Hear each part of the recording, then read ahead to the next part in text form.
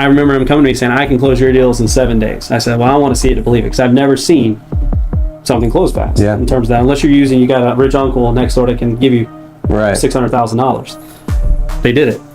They closed it, everything. So I bought in. And when I bought in, well, probably about 6 months later, that individual ended up resigning. Welcome to the Investor Syndicate podcast, where we empower real estate investors with the tools that they need to win. We got my good boy, Josh Blackwell, in the house. I appreciate it. Welcome on board, bro. So we're excited to dive in, guys. Really just wanted to open up the discussion and talk about how to stay ahead of this shifting real estate market. Because if you look across the board, there's a lot of blood that's starting to come in the streets. Most people aren't seeing it yet, but there's a lot of distress. The dominoes are starting to tip. But before we get started, man, I'm excited to have you here. Yeah, man, I appreciate the time to be able to come out and be on the podcast, man. Yeah, man. You know, but yeah, I'll introduce myself. You know, Josh Blackwell. I'm with an actual private money lender across the U.S. called Fund That Flip. You know, we provide a lot of lending for, you know, investors like yourself, good, you know, operators that, you know, invest in different fix and flip, you know, properties that you want to buy and hold, or you want to, you know, put them on the general market, you know, fix and flip sales.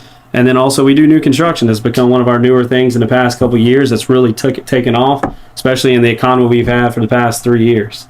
So, you know, hopefully, you know, we keep expanding. We've gone from starting out 2013-14 to about $100 million in lending to $2 billion. That's incredible. So we're growing consistently, and it's all about the relationships we build. Really, you know, you can be a lending, but it's also the relationship. Yeah, it really is, man. Yeah. So let's talk about your progression in the real estate industry, where it started, and then how it progressed over the past several years. Yeah, so how it progressed is, you know, I started out of college. I went and worked for, you know, the corporate structured jobs, and started, you know, I worked at a company called JW Aluminum in Goose Creek, South Carolina, because I'm originally from Charleston. I started there, and I worked on the floor, actually, you know, and they wanted me to learn the process. And before you knew it, I moved into supply chain and purchasing. Learned a lot about chemistry and for metal, and, you know, and then I moved over to Cummins Diesel. I worked for them for about 2.5 years, and then I left there. And I actually worked for Volvo Cars as a buyer for procurement, and I bought a lot of different types of materials. And so mainly a lot of my experience was in supply chain, which helped me kind of convert into the role of real estate, because it is a supply chain game. Yeah. And, especially in today's economy. Oh, yeah.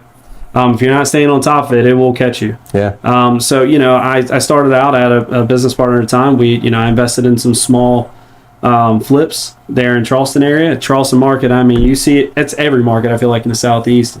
From about 2019, 2020, everything started to just explode. Right, and it just hit this bubble. It skyrocketed. 20% increases on properties. Yeah. Something we've never seen, I mean, in a long time. So, you know, I started doing that, and then before you knew it, I went down to Jacksonville, Florida. We built, you know, spec homes with a general contractor, and now I do, you know, some general flips here in the Charleston market, and also a few new construction projects. Oh, that's a pretty lengthy resume. It's a lot of experience, man. Like everything from sounds like project management, right? Yeah. Like sourcing, lining up your materials, buying the materials, figuring out what you need, supply chain, lining it up. Like it really is a perfect segue to lead into the real estate industry. Yeah. I feel like if you're not organized, it's a very hard, you know, segment, you know, sector of the infrastructure of the U.S. in terms of the market. Mm-hmm. Being in real estate it's so dynamic. You got to be able to pivot quick, and make decisions, right? So, you know, same with you, right? You've been in this now for what, 5-6 years? 5.5 years, yeah. Yeah. I'm gonna be honest, bro. I'm not the most organized person. Yeah. I'm true visionary. Like I'm 30,000 feet above, heads in the clouds, right? Just big dreaming, trying to stay ahead of the ball. But in many cases, I get stuck in the clouds, right? I'm dreaming. And sometimes the organization piece and the follow through. That's why I got to surround myself with like a power team that can really fill in the weaknesses.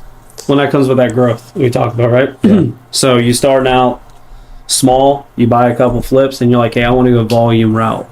Now you're having to build the team around you to hit that volume. Yeah. And that comes into place with individuals like ourselves as a lender, your admin side, everything to make that well-oiled machine continue to turn. Yeah. Right? And generate enough that you just keep going.